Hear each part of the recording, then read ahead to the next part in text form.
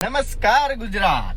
બગદાણા કેસની અંદર માયાભાઈ આહિરના સુપુત્ર જયરાજ આતાની ધરપકડ કરવામાં આવી છે. જયરાજભાઈ આહિરની ધરપકડ કરવામાં આવી છે.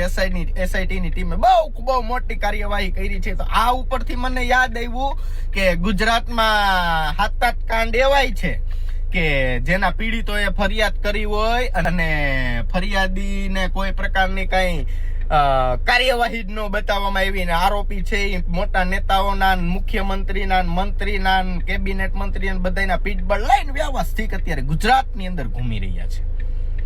તો માયાભાઈ આહિરના છોકરા ઉપર આટલી મોટી શું કહેવાય કાર્યવાહી કરવામાં આવી, તો શું ગુજરાત પોલીસ આની ઉપર કાર્યવાહી કરશે?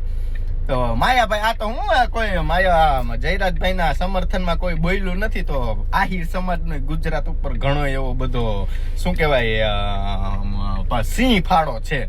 તો આપણે મને તો શું હોય, હું તો બધું જોતો હોય કે કેનું ત્રાજવું ભારી છે, કોને કેટલા ગુના કર્યા.